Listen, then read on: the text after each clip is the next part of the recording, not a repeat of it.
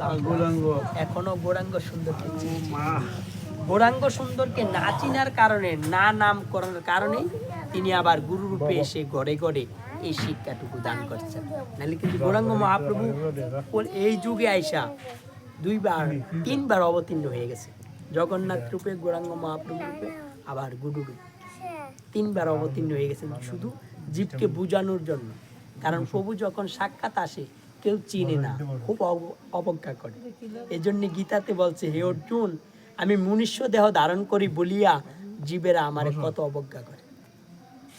এই জন্য দেখেন কি কইছে ভগবান, মময় দিব্য জন্ম কর্মাস যুবেতি তত্ত্বত তত্ত্ব দেহি পুনর্জন্মী নৈমামিতি সুয়ার্জন।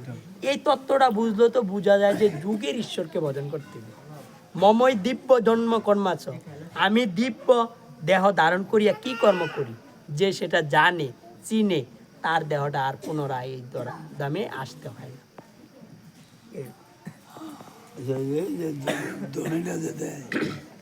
ধনী যে দেয় শ্রীরাধা শ্রীকৃষ্ণ, শ্রীরাধা শ্রীকৃষ্ণ, এরপরে কথাটা কি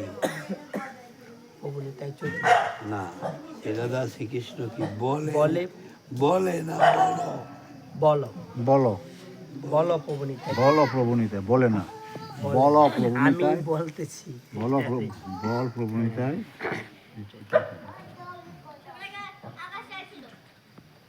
জয় জয় শ্রীকৃষ্ণ চৈতন্য গৌরচন্দ্র, জয় জয় পরমানন্দ, জয় নিত্যানন্দ, জয় জয় অদ্বৈত আচার্য কৃপাময়, জয় জয় গদাধর পণ্ডিত মহাশয়, জয় জয় শ্রীবাসাদি যত ভক্তগণ, প্রণত হইয়া বন্দি সবার চরণ।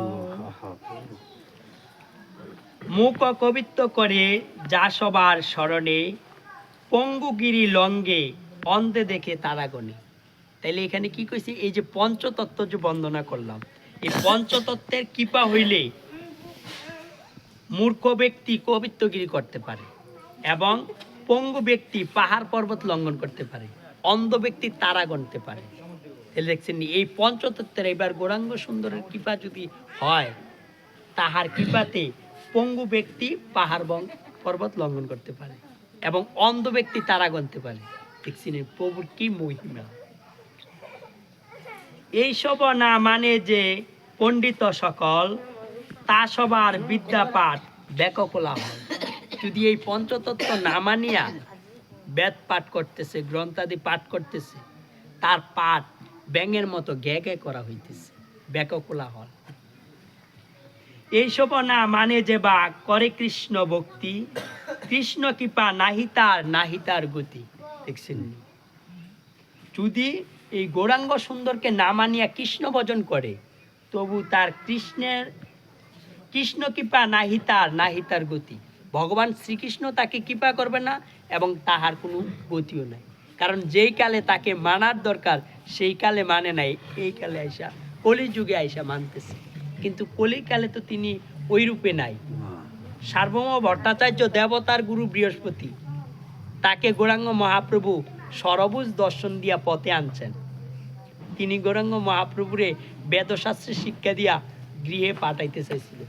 কইছে গৌরাঙ্গ মহাপ্রভুর এত অল্প বয়সে সন্ন্যাস নেওয়া সাজে না। শশী মাতার কান্দাইয়া বিষ্ণুপ্রিয়ারে ত্যাগ করে এত অল্প বয়সে 24 বছরে প্রভু সন্ন্যাস নেওয়া হয় নাই। প্রভুরে অদ্বৈত মার্গের বেদশাস্ত্র শিক্ষা দিয়া আবার গৃহে প্রেরণ করবে সার্বভৌম ভট্টাচার্য। সার্বভৌম ভট্টাচার্যকে দেবতার গুরু বৃহস্পতি, সাধারণ করে এই পৃথিবীর শ্রেষ্ঠ পণ্ডিত। তিনি যখন গৌরাঙ্গ মহাপ্রভুর 7 দিন পর্যন্ত বেদশাস্ত্র শিক্ষা দেওয়া শুরু করলো, তখন প্রভু কইছে, তোমার যে সংস্কৃত পড়ো তুমি সব আমি বুঝি, কিন্তু অর্থ যে ভুল করো এটা আমি বুঝি না। তখন কইছে, আমি যেমন অর্থ ভুল করি তুমি কও। তখন প্রভু বেদের 100টা ভুল ধরছে। সার্বভৌম ভট্টাচার্য ভুল ধরতে ধরতে প্রভু তো ভক্তভাবে আসছে, এবার ভগবান ভাব আবির্ভাব হয়ে গেছেন। তিনি সরবুজ রূপ দৈরা যখন ভট্টাচার্যের সামনে দাঁড়াইলেন, ভট্টাচার্যের সাথে সাথে অজ্ঞান হয়ে গেছে। আর প্রভু খালি প্রশ্ন করতেই আছে, তার মুখে দিয়ে আর কোনো কথাই না। তখন কইছে, উঠো, জ্ঞানের অহংকার কেন করো? কইছে, তুমি এত বড় পণ্ডিত, স্বয়ং ঈশ্বরকে তুমি মানো না, এত সাহস। প্রভু সব সুন্দরভাবে কইছে। তখন প্রভুর চরণে পড়ে গেছে, প্রভু আমি তো পণ্ডিতের কারণে তোমাকে চিনছি না। আমার বোনের জামাই তো বারবার বলতেছে যে তুমি স্বয়ং বিষ্ণু, নব বিষ্ণু কইয়া দণ্ডবোধ দিছে গোপীনাথ আচার্য, সার্বভৌম ভট্টাচার্য। কিন্তু সার্বভৌম ভট্টাচার্য এটাকে পছন্দ করে না। তুমি নব বিষ্ণু কইছো, মানে সাক্ষাৎ বিষ্ণু গৌরাঙ্গ মহাপ্রভু। এই তখনই প্রভুর সাথে তর্কে বসছে। বৈশাখ এই সার্বভৌম ভট্টাচার্যকে প্রভু কি করছেন, পরের দিন সকালে জগন্নাথের প্রসাদ আইনা দিছে। সার্বভৌম ভট্টাচার্য ঘুমের থেকে উঠে নাই, ওই সময় প্রসাদ লইয়া প্রভু হাজির, দেখে প্রসাদ লয়নি। তখন কয়, আমি দন্ত মাঝি নাই, আমি কিভাবে প্রসাদ লই? আবার মহাপ্রভু কালকে দেখলাম স্বয়ং ভগবান, আবার অবজ্ঞা করি কিভাবে? তো প্রসাদ লইছে সংকোচ ত্যাগ করে। কইছে, সার্বভৌম ভট্টাচার্য এতদিন ছিলে তুমি বেদবিধির দাস, আজকে হইলে তুমি নিত্য কৃষ্ণ দাস। দেখছেন নি, সব কিছু বিচার কইরা প্রভুকে চিনলে জানলে তুই একনিষ্ঠ ভক্তি হয়। প্রভুর এই প্রসাদ গ্রহণ করে নেই, তখন প্রভু তাকে কৃপা করছে। সেই সার্বভৌম ভট্টাচার্য আবার মথুরায় যাইয়া গৌরাঙ্গ সুন্দর যে সময় সার্বভৌম ভট্টাচার্যের লোকে কৃষ্ণ কথা আলাপন করতেছে, ওই সময় মথুরাতে কিছু লোক আইয়া কইতেছে কৃষ্ণ দর্শন পাইছে, কালী দর্শন। তাদের কথা শুনে সার্বভৌম ভট্টাচার্যের ভক্তিটা আবার লইরে গেছে। তার সাক্ষাতে না কৃষ্ণ, তিনি না সরবুজ রূপ দেখাইলেন। সরবুজ কৃষ্ণ, রাম, গৌরাঙ্গ মহাপ্রভু, এই তিনটা নীলা তিনি সরবুজ রূপটা দেখাইছেন। সেই নীলাটা দেখছেন নি ভক্তের ভক্তি কতটুকু। এই জন্য বড় মা শ্রীমুখে বলছে, কলির জীবের ভক্তের ভক্তিটি হইল কচু পাতা জলের মতো টলমল করে। বুঝছেন, এই ভক্তি আছে, এই ভক্তি নেই।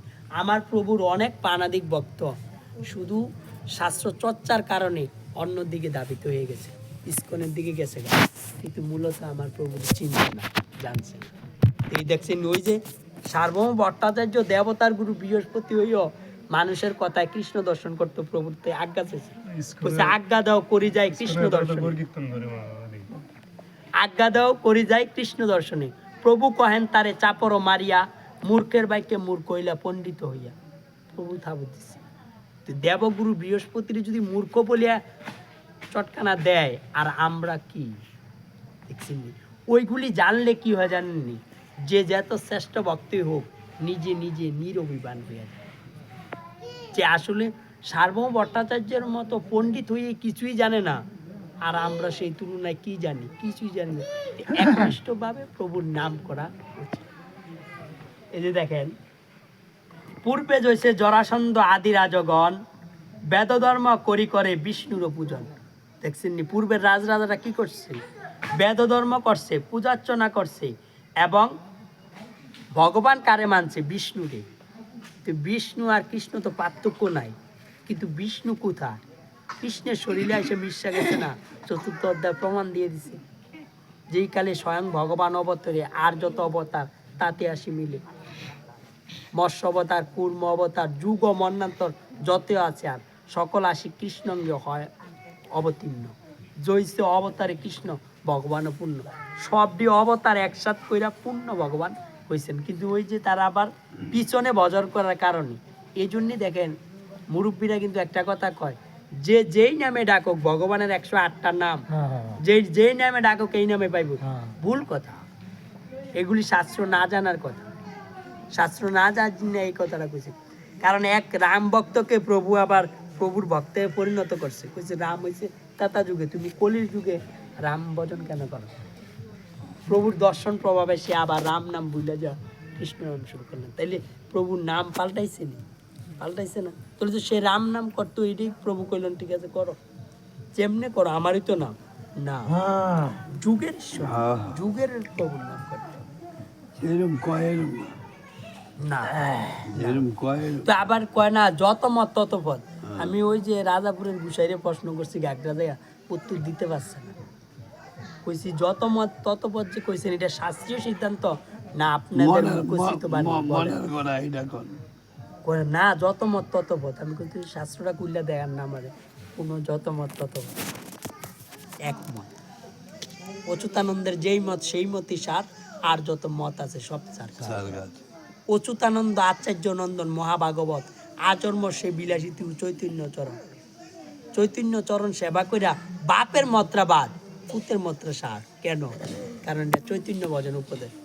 চৈতন্য রহিত দেহ শুষ্ক কাষ্ঠ সম, জীবিতই মৃত সে মইলে দণ্ডে তারে জম। জেতা থাকতে তুই মরা, আবার মৃত্যুর পরে যমদণ্ড ছাড়া গতি নেই। তদ্রূপ আপনাদের সকলের চরণে এইটাই মিনতি, কারো ভক্তি রাখবেন। এবং আমার প্রভু এইবার যে শিক্ষা দিচ্ছেন, এই শিক্ষা আর জগতে নাই। শাস্ত্রযুক্ত লক্ষণ সমস্ত শাস্ত্রের সাথে প্রভুর বাক্যের সাথে মিলে আমরা যে প্রাচীন ভক্তদের শ্রীমুখে যা শুনি, আমরা এখন পইরা তাই পাইতেছি। এই যে নামটা আপনি দেখেন, যত গুরু গোস্বামী আছে, একমাত্র আমার প্রভু যেটা কইছে, হরের নাম হরের নাম হরের নামই কেবল কৌল নাস্তিব নাস্তিব গতির অন্যতা। এটা কি আর কারোর মধ্যে আছে? না না নামও করে, আবার 12 মাসে 13 কার্তিকও করে। তো শাস্ত্রের লোকে মিল আছে নাই? একমাত্র আমার প্রভুর মিল আছে।